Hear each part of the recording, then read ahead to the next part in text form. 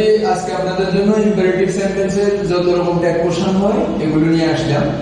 প্রধানত imperative sentence যখন verb দ্বারা শুরু হয়, অর্ডার, অ্যাডভাইস, রিকোয়েস্ট বোঝায়, তখন ট্যাগ কোশ্চেন হিসেবে উলিয়ে নিই। যেমন এখানে আমরা দেখছি ওপেন দ্য ডোর, এতে আছে ওপেন দ্য ডোর, এখানে উলিয়ে হবে, কারণ এটা যে সাধারণ ভার্ব দ্বারা শুরু হয়েছে এবং এখানে অর্ডার, অ্যাডভাইস, রিকোয়েস্ট বোঝাচ্ছে। ডোন্ট গো আউট, উলিয়ে। আর আমরা যে সাধারণ নিয়মগুলো শিখছি অন্যান্য ট্যাগ কোশ্চেন, যে স্টেটমেন্ট অ্যাফার্মেটিভ হলে ট্যাগ নেগেটিভ, স্টেটমেন্ট নেগেটিভ হলে ট্যাগ অ্যাফার্মেটিভ, এখানে সেই নিয়মটা হবে না। ইম্পারেটিভ সেন্টেন্সে এটা হয় না। ইম্পারেটিভ সেন্টেন্সে আপনি দেখছেন অর্ডার, অ্যাডভাইস, রিকোয়েস্ট বোঝাচ্ছে, তখন উইল বসায় দিতে হবে ট্যাগ কোশ্চেন হিসেবে।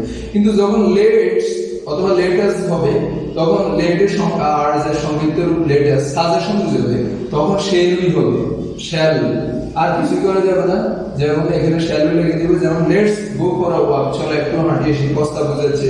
তারপরে ডিতে আছে লেটাস হ্যাভ আ পিকনিক, চলো একটা পিকনিকের আয়োজন করি। এগুলো থাকলে শ্যাল বসাই দিতে হবে, আর কিছুই ভাবা যাবে না। এই ইম্পারেটিভ সেন্টেন্সের ট্যাগ কোশ্চেনগুলি একদম ইজি হয়। এখন আমরা দেখছি এগুলি এসএসসি অথবা আমাদের 9-10 এর কোনো ক্লাস সেমিস্টার এক্সামিনেশনে একটা দুইটা থাকে। Late him do the work, এখন আমরা দেখলাম লেটস এবং লেট আস থাকলে তখন শেল, কিন্তু যখন লেট হিম হয়, লেট মি হয়, লেট হার হয়, এগুলি হইলে আবার উইল ইউ হয়ে যায়। আবার বাকি ওই যে উইল ইউ তে ফিরে আসে।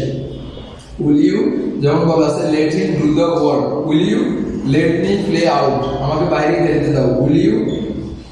এগুলি হয় ইম্পারেটিভ সেন্টেন্সে। যদি লেটস তখন লেট আস থাকলে শেল হয়, আর ইম্পারেটিভ সেন্টেন্সের বাকি সব ক্ষেত্রে উইল ইউ হবে। ওকে, থ্যাংক ইউ ডিয়ার স্টুডেন্টস, আপনাদের জন্য আজকে এই ভিডিও।